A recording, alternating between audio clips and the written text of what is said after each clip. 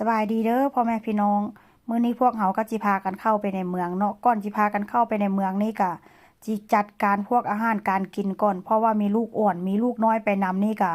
ต้องมีกับข้าวกับน้ำติดถงติดไถไปถ้าบ่มีติดไปนี่ก็หากินได้อยู่ตามบาร์เขาเจ้าก็มีขายแต่ว่าก็คนมันค่อนข้างจะหลายเนาะเพราะว่าค่อยจิพากันเข้าไปในเมืองมันก็มีงานใหญ่ว่าเช่นซะเนาะงานแบบว่าโซฮั่นโซนี่แล้วก็แจกขนมพี่น้อง ละการมื้อนี้ค่อยก็เลยบอกผัวว่าให้เจ้าไปซื้อของในซุปเปอร์มาร์เก็ตมื้อนี้ผัวก็ไปได้แบบว่าปลาหมึกซุปแป้งทอดมาพี่น้องแต่ว่าก็ยังบ่ได้ทอดเด้อค่อยก็จะมาทอดแล้วก็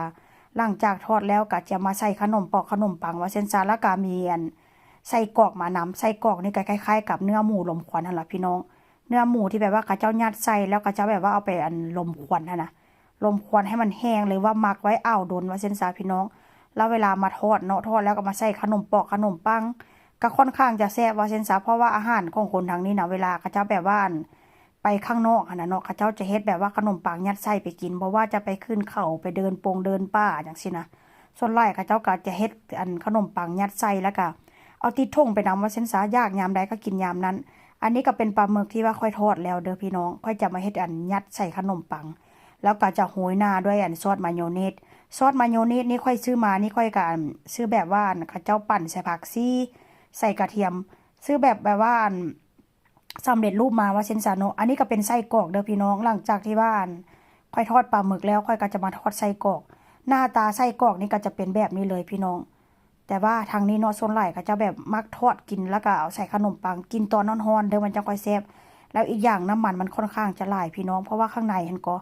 มันเป็นแบบว่าเนื้อหมูนะเนาะเนื้อหมูแล้วค่ะค่อยกับบ่ฮู้ว่าเขาจะผสมอย่างใดแต่ว่ามันก็ค่อนข้างแซ่บเลยเนาะเพราะว่าเป็นอาหารที่แบบว่า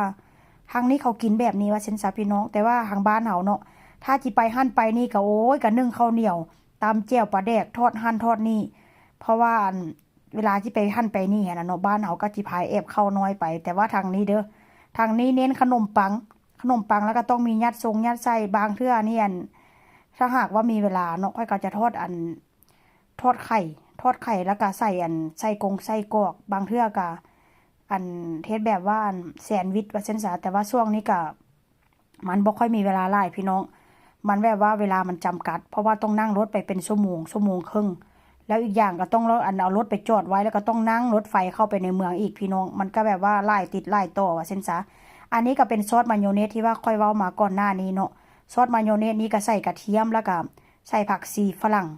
แล้วก็ปั่นพี่น้องก็ค่อนข้างจะแซ่บแต่ทางที่ดีเนาะค่อยมักเฮ็ดเอาเองว่าเช่นซะหลังจากนั้นแล้วค่อยก็จิมาหั่นขนมปังพี่น้อง